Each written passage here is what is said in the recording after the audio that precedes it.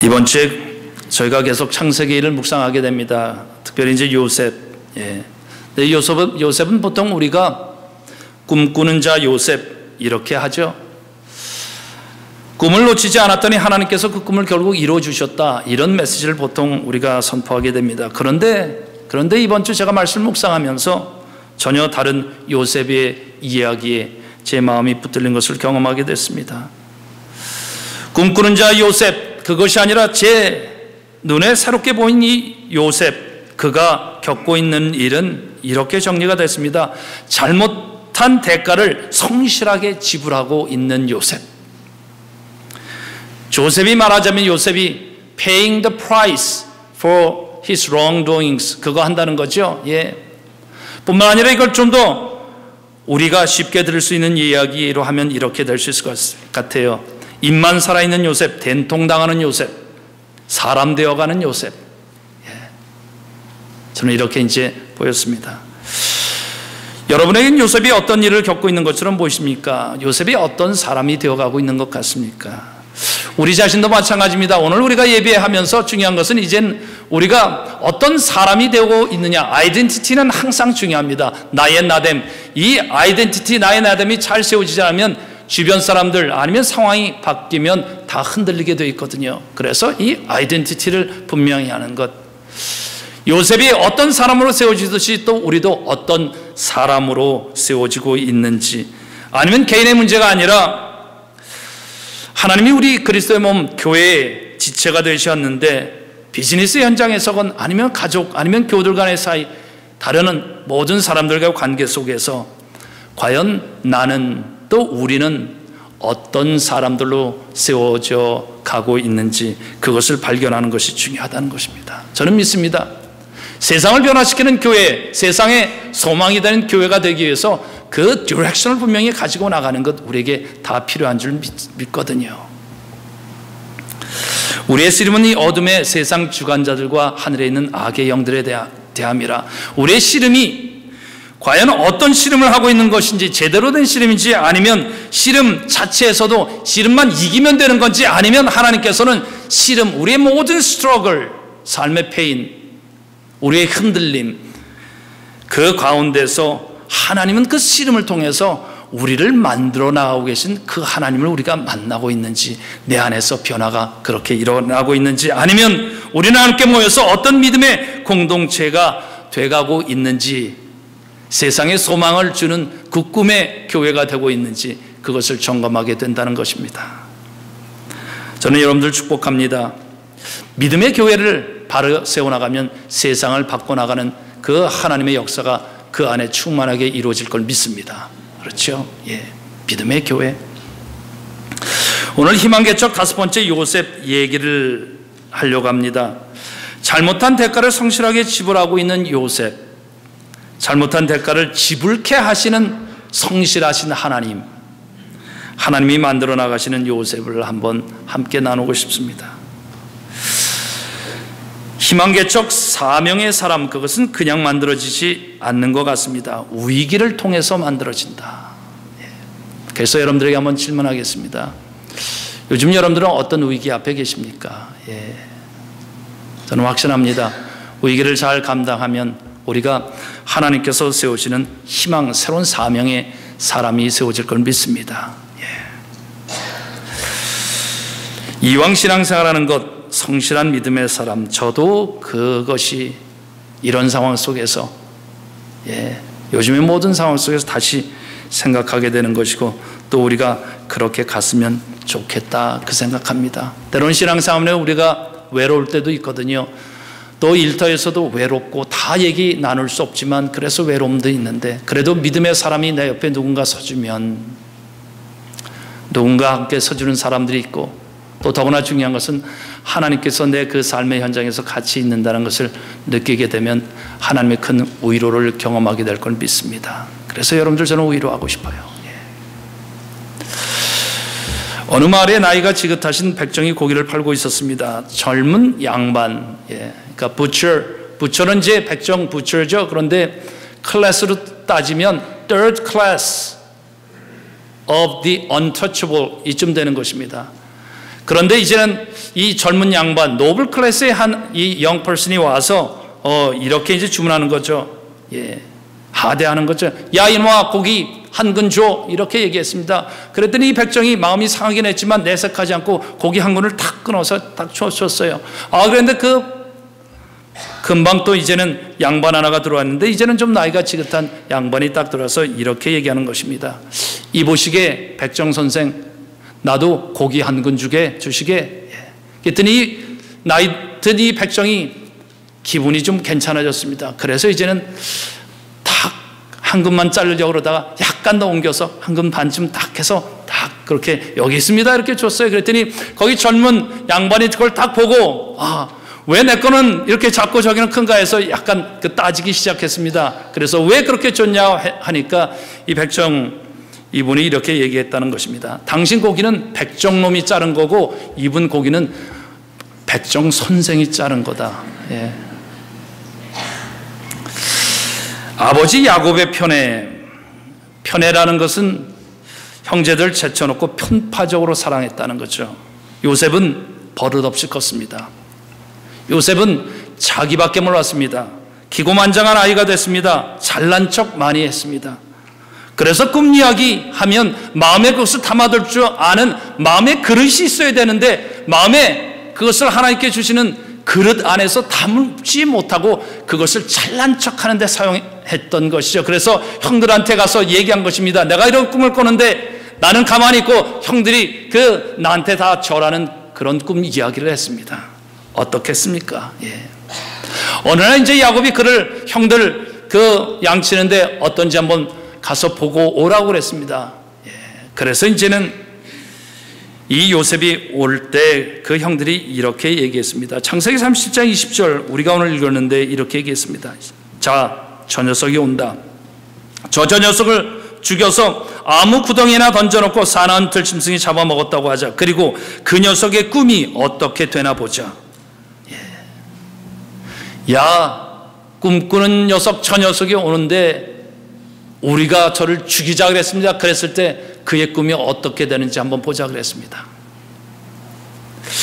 거만하고 자기밖에 모르는 자기 잘난 척으로 꽉 찬 요셉. 제 동생이라 해도 저도 그렇게 하고 싶었을 겁니다. 얼마나 미웠겠습니까? 우리도 그 형들의 마음을 잘 이해합니다. 그래서 구덩이에 던져 넣습니다. 잘난 척하던 자기 입만 그렇게 살아있던 이 요셉이 갑자기 무기력함을 경험하게 됩니다. 그나마 원래 계획은 뭐였어요? 죽여서 구덩이에 던지자 그랬는데 큰 형 루벤이 그렇게 하지 말자, 죽이지는 말자, 구덩이에 던져넣기만 하자 그렇게 했습니다. 예. 말 잘하고 자기 잘난 체 하던 그가 무기력하다는 것을 경험하게 됩니다. 뿐만 아니죠, 이제는 팔려갑니다. 미디안 상인들, 애굽으로 가는, 이집트로 가는 그 상인들 그 손에 팔렸습니다.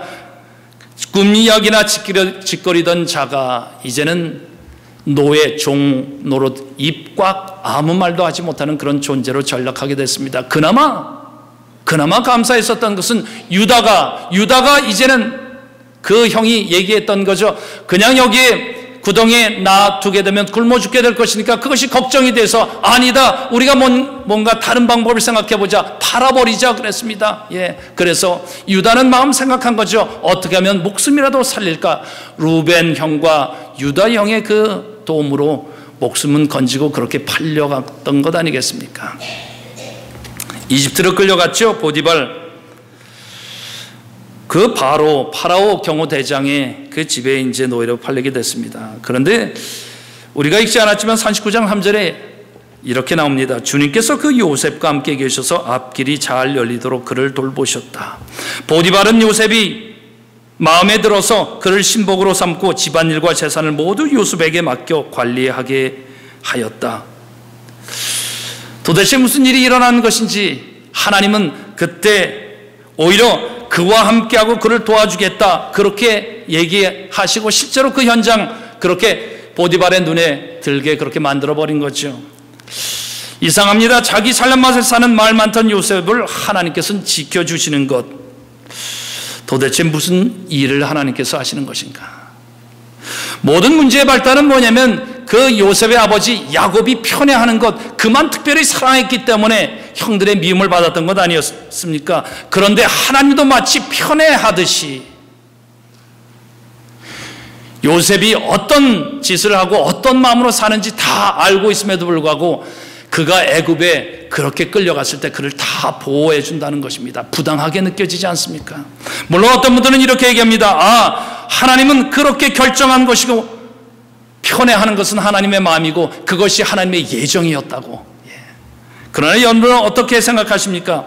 과연 하나님이 그만 편애하고 그럼 그렇게 예정되어 있으면 그래서 잘난 척하는 그 모든 것도 그럼 그렇게 예정되어서 그가 그렇게 됐다면 그렇게 막 살아도 되겠네, 그렇죠? 그 생각하게 되는 것 아닙니까? 그래서 다른 질문이 좀 필요합니다.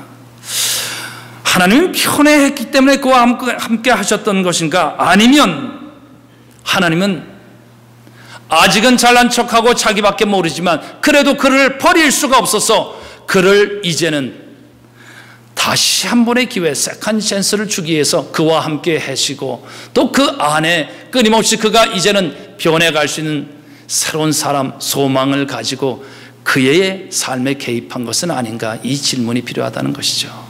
여러분들은 어떻게 생각하십니까? 요셉이란 사람, 자기밖에 모르던 사람을 이제는 새로운 하나님의 사람으로 바꿔나가도록 하나님은 포기하지 않으셨다. 어쩌면 그 하나님을 우리가 만나야 되는 것은 아닌가. 내 삶의 때로 내가 부족한 것들이 있지만 저는 여러분들 축복합니다. 그 가운데서도 하나님께서는 항상 우리를 이제는 그것을 고치고 새로운 하나님의 사람으로 변화되면 우리의 삶의 가장 중요한 문제들이 많이 해결될 걸 믿습니다. 그렇죠? 예. 보디발이 전폭적인 신뢰를 해줍니다. 그랬더니 요셉도 변해가는지 믿음의 사람으로 약간씩 변해갑니다.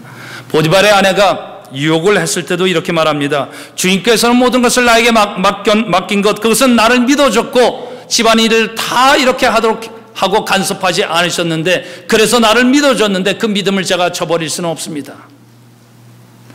뿐만 아니라 내가 어찌 이런 나쁜 짓을 해서 하나님 앞에 제가 죄를 지을 수 있겠습니까? 해서 그것을 딱 잘라내죠. 믿어줬기 때문에 자기도 믿음을 지키겠다고 그렇게 했었던 것 아니겠습니까? 그런데 문제는 믿음을 지키려는 요셉 뜻대로 되지 않습니다. 오히려 곤경에 처하죠. 당신이 데려다 놓은 저 히브리 사람이 나를 농락하려고 나에게 달겨들었어요. 내가 사람 살리라고 고함을 질렀더니 옷을 내 앞에 버려주고 바깥으로 도망갔어요. 요셉을 유혹하던 보디발의 아내가 오히려 자기의 이 치부를 가리기 위해서 모든 죄를 이제는 요셉에게 뒤집어 씌우기 시작했습니다.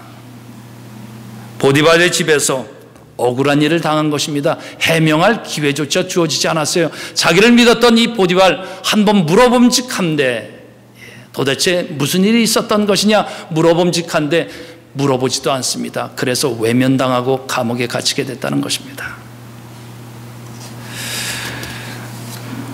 저는 요셉 말씀 쭉 묵상하면서 그런 부분은 제가 이게 인간성이 나빠서 그런지 어떤 때는 당할 것은 당해야 된다, 그런 마음은 좀 듭니다. 자기도 한번 당해봐야 된다, 그래야 사람 된다, 그런 마음은 들긴 하는데 그 상황 그러나 생각해보면 얼마나 어려웠겠습니까? 억울함, 호소할 기회도 얻지 못한 채 감옥에 갇혀준 것, 그리고 자기를 그렇게 돌아봤던 보디발이 이제는 돌아보지도 않게 그렇게 외면당하는 그의 삶, 얼마나 외로웠을까. 우리도 그렇게 하려고 했었던 건 하지만 오해가 있거나 그런 경우도 이런 상황이 되면 얼마나 외로웠을까, 그런 상황이 있지 않습니까? 그런데 그런 상황 속에서도 하나님은 그에게 나타나서 그의 삶에 이렇게 개입했다는 거죠. 요셉이 감옥에 갇혔으나 여호와께서 그와 함께 계시면서 돌봐주시고 그를 한결같이 사랑하셔서 간수장의 눈에 들게 하셨다. 간수장은 요셉을 믿어줍니다.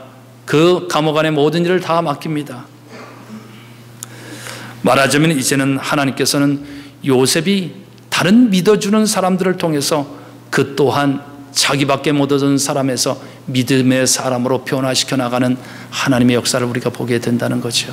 저는 이 하나님을 우리 모두가 다 경험해 갈 수 있길 주의 이름으로 축원합니다. 감옥 안에 있던 바로의 술을 따르는 시종장, 빵을 굽는 시종장 두 명을 또 만납니다. 말하자면 음료 담당 주방장이고 또 요리 담당 주방 셰프쯤 됩니다. 그 두 명의 이제는 꿈을 이제 풀이해 주게 되죠.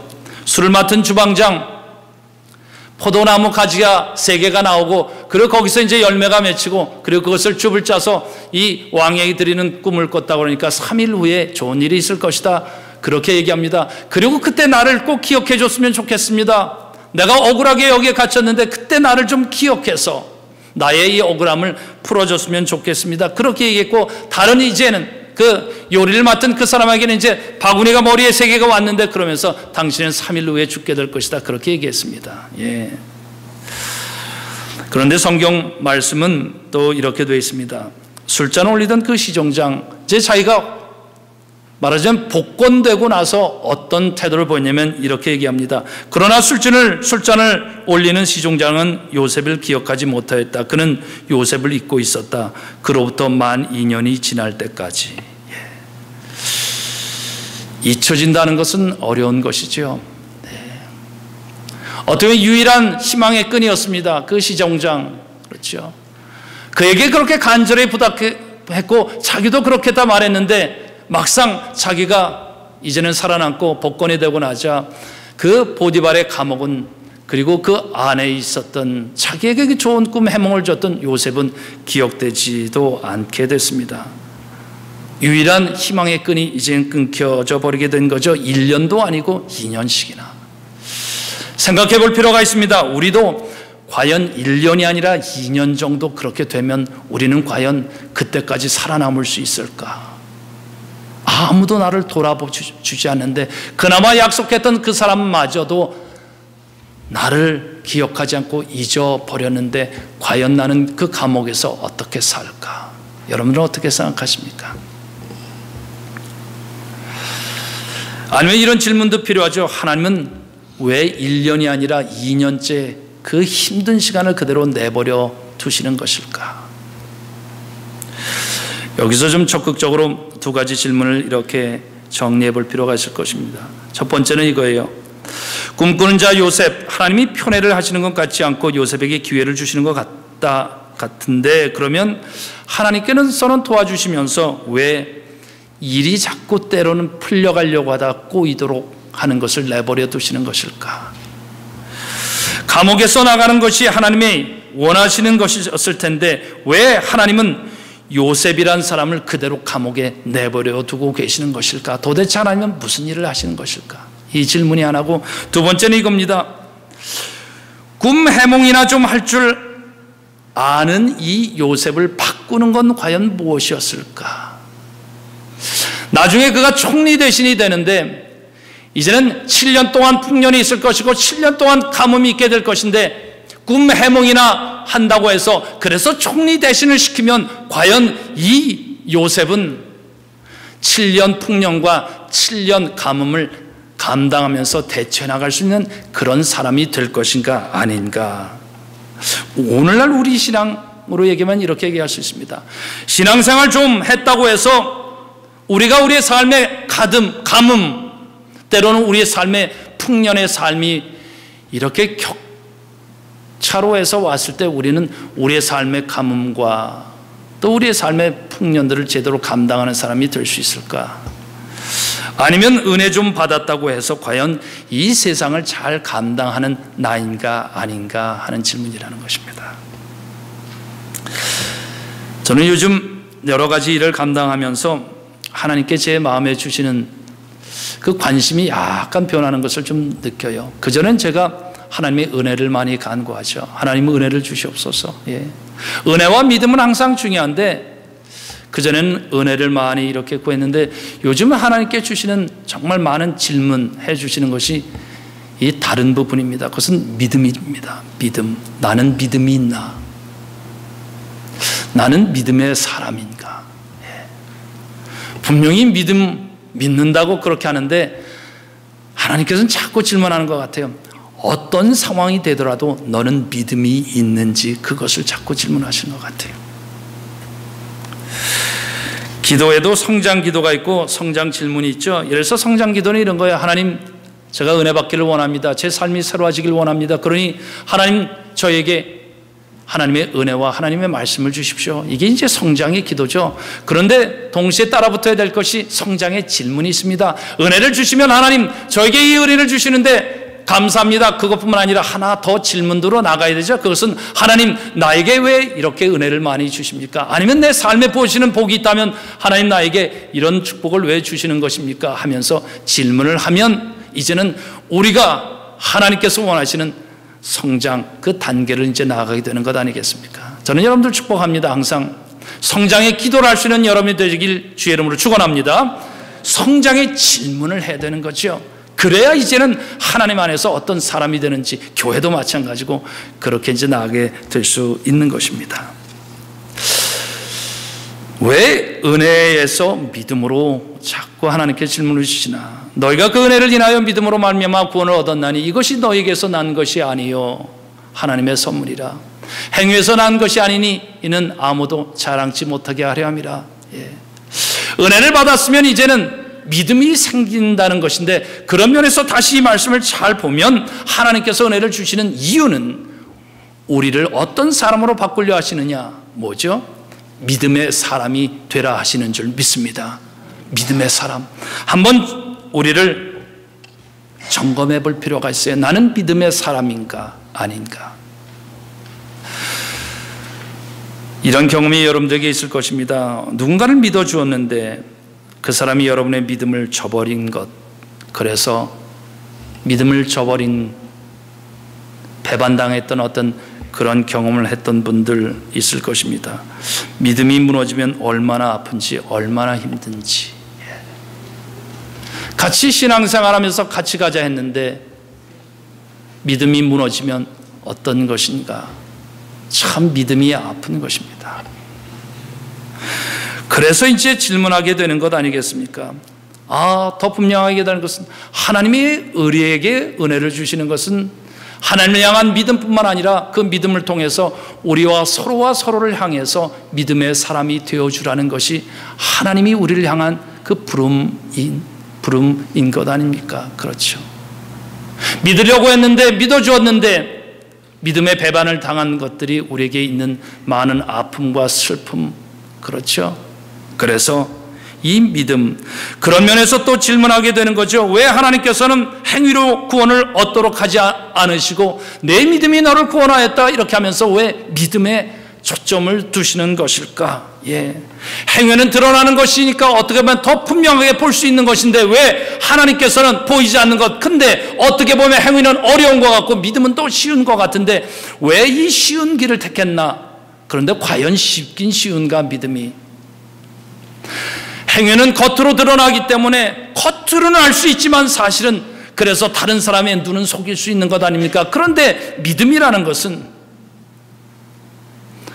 내 마음 속에 있는 것이기 때문에 이건 속여지지가 않는 것 아니겠습니까? 그렇죠. 그래서 어쩌면 하나님께서는 우리에게 믿음, 내 속에서부터 바르게 세워지면 모든 것이, 내 영혼이 잘된과 같이 모든 그 범사의 모든 것이 잘되리라는 축복을 우리에게 주시는 줄 믿습니다. 그렇죠.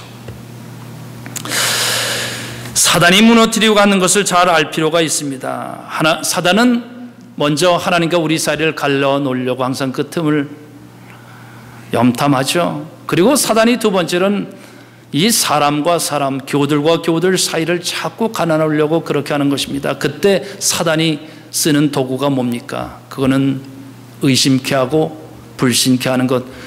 믿음이라는 용어로 말하면 믿음을 서로 저버리도록 만드는 것이 사단이 우리를 무너뜨리는 것입니다. 그런 면에서 보면 여러분들에게 선포합니다.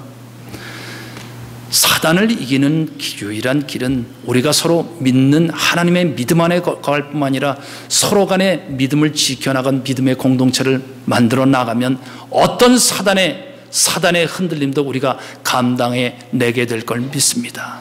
그게 필요하죠. 그걸 많이 생각하게 됩니다. 요셉의 얘기에서 우리가 발견하게 되는 것입니다. 자기밖에 모르는 요셉, 하나님은 그를 포기하지 않고 믿음을 경험케 하는 거죠. 큰 형 루벤을 통해서 그의 목숨을 살려주게 되고, 유다를 통해서 구덩이에서 건져내게 하고, 그리고 노예로 팔려갔지만 그곳에서 보디발이라는 사람을 통해서 믿음을 경험하게 하고, 일이 잘 안 됐지만 간수장을 통해서 다시 믿음을 경험하게 되고, 그리고 시종장의 배신 2년 동안이나 잊혀지는 것. 요셉이 꿈을 좀 해몽한다고 했지만 그를 그냥 총리 대신으로 세웠다면 그가 과연 그 모든 일을 감당할 수 있었을까? 아니죠. 오히려 믿음과 배신, 그리고 억울함, 2년 동안의 그 쓰라린 과정들을 겪는 중에, 그리고 감옥 안에서 겪는 중에 그는 하나님의 사람으로 다시 세워진 줄 믿습니다. 저는 그랬으면 좋겠어요. 우리가 신앙생활을 하면서 우리가 서로 그런 사람들이 되어주는 것, 가정 안에도 그런 사람이 되어주는 것, 자녀들에게도 그런 사람이 되어주는 것, 그리고 자녀들을 그런 사람으로 키워내는 일. 이 미국 땅에서 우리가 소수민족 때로는 영어도 딸리고 많은 것 딸린다 하지만, 그러나 우리 자신을 그렇게 하나님의 믿음의 사람으로 세워나가는 것, 그 부르심의 사명이 우리에게 들릴 수 있길 주의 이름으로 축원하는 겁니다. 두 기독교 나라가 축구를 했답니다. 근데 이 기독교 나라 축구팀 서로 앙숙이었어요. 근데 기독교 나라였기 때문에 하나님께 다 기도를 했다는 거예요. 우리 국가대표팀이 이번 축구 경기에서 이기게 하여 주시옵소서. 마치 한국과 일본이 서로 경기했을 때 어디가 이겼으면 좋겠어요. 네. 영국한테는 저도 어디한테는 꼭 이겨야 돼요. 그렇죠? 예, 일본한테는 꼭 이겨야 되잖아요. 그렇죠? 한국 사람들도 앙숙이었어요. 그래서 양쪽에서 다 하나님한테 기도를 이겨달라고 했는데 하나님의 입장이 참 난처했다는 것입니다. 어느 쪽으로 이기게 할까? 예. 그래서 하나님도 고민하고 하시는 중에 그 기도하는 사람들에게 응답을 이렇게 줬다는 것입니다. 자, 어느 팀을 이기게 해줄까? 답은 이것이다. 이렇게 대답했다는 것입니다. 골을 많이 넣는 팀이 이긴다. 예. 골을 많이 넣는 팀이 이긴다. 예. 신앙의 골은 뭘까? 이 골이라는 게 영어로 얘기하면 G-O-A-L 이렇게 되는 거 아닙니까? 골, 그렇죠. 은혜에 골이 있다는 것입니다. 그렇죠. 우리가 사명 이야기하는데, 사명의 많은 것들은 사람들이 이해할 때 이걸 어떻게 이해하면 뭔가 일을 하는 거, 태스크를 하는 것이다, 이렇게 생각합니다. 그게 사명이라 생각합니다. 그러나 오늘 하나님의 말씀을 통해서, 이 요셉의 이야기를 통해서, 아니면 우리의 삶의 실제 우리가 겪는 과정을 통해서 보면 참된 사명의 골이 있다는 겁니다. 은혜의 골, 이 모든 골, 그 목표는 이렇게 얘기할 수 있을 것 같아요. 믿음의 사람을 세워나가는 것이다. 믿음의 사람이 되는 것이다. 저는 확신합니다.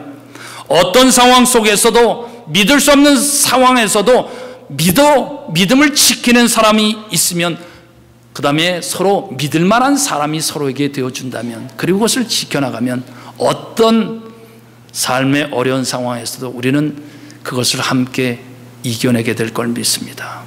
여기서 중요한 것은 이 믿음을 지키는 건 먼저 우리가 한 것이 아니라 하나님께서 그것을 요구하실 땐 하나님 먼저 믿음을 지키시는 분이셨다는 거예요. 하나님 스스로 믿음을 가지셨고, 하나님 스스로 믿음을 가지셨고, 그리고 하나님은 그 길을 세상이 인정해 주지 않는 것 같지만 예수님께서도 그 길을 믿음으로 갔던 것이죠. 그게 그리스도의 십자가에 달리심이라. 그 나머지 십자가 달리면 그것은 이제는 오히려 거리끼는 것이고 어리석은 것임에도 불구하고, 하나님께서는, 그리고 예수 그리스도께서는 그 길, 믿음을 가지고 그 길을 가셨다는 것이고, 안 믿어줄 것 같지만 그래도 이해할 수 있는 믿는 사람들이 생길 것이라는 그 믿음을 놓지 않으셨다는 것입니다. 저는 신앙생활이 좋습니다. 왜냐하면 이런 믿음을 가지시는 하나님, 이 하나님을 믿는 것이 좋다는 것입니다. 어떤 일이 벌어지더라도 성실함을 지키는 사람, 신실하게 자기에게 주어지는 일을 감당하는 믿을 만한 사람, 여러분들의 삶의 현장, 요즘 우리가 감당해야 될 많은 일들, 믿음의 사람, 하나님이 만들어가는 그런 사람, 요셉이 바로 그런 사람, 성실한 사람, 믿음의 사람. 근데 이 성실이라는 말을 영어로 어떻게 표현하냐면 이렇게 표현하죠. faithfulness. 봤더니 거기에 믿음이 fully, faithful. 그렇죠? 믿음이 fully 가득 차면, 그리고 그것을 마음에 담아내게 되면 faithfulness, 성실한 사람이 되는데, 그런 면에서 이 믿음이 충만하면 결국은 어떤 상황이 되더라도 그것을 성실하게 하나하나 신실하게 감당해내는 것. 그런 면에서 어떤 결과 빨리 드러나지 않지만 여러분들 축복합니다. 1년이 걸릴지 2년, 어쩌면 감옥에 갇히는 아무 희망처럼 보이지 않는 상황 속에서도 그 일을 성실하게 faith, 믿음을 가지고 하나님께서 내 삶에 함께 하신다는 감당하면 하나님, 이제는 감옥에 갇힐지언정 감옥 안에서 오히려 하나님을 만나는 새로운 천국이 거기에 열리게 되는 것을 믿습니다. 저는 이것이 신앙생활이라 믿습니다. 요셉 7년 풍년과 7년 가뭄을 감당할 총리 대신이 됩니다. 겪었을 뿐만 아니라 믿음의 사람이 되었기 때문입니다. 잘 되는 것뿐만 아니라 안 되는 과정 속에서 그가 겪어서 믿음의 사람이 되었기 때문이었습니다. 하나님이 그 자리에서 함께 하는 것을 지켰기 때문이었습니다. 전 여러분들 간절히 부탁합니다. 믿음의 사람이 되었으면 좋겠습니다. 그래서 때로는 우리가 서로 외롭고 힘들고 홀로 남겨진 그런 우리들 서로를 향해서 우리가 구원의 손길이 되어주고 또 구원의 이 가슴이 되어주는 그런 교회를 만들어 나가는 것, 그러는 중에 하나님은 이 세상을 바르게 세워나갈 수 있는 희망에 참된 교회를 세우게 될 걸 믿습니다. 이번 한 주간에 우리가 그 일을 잘 감당할 수 있길 주의 이름으로 축원합니다. 기도하겠습니다.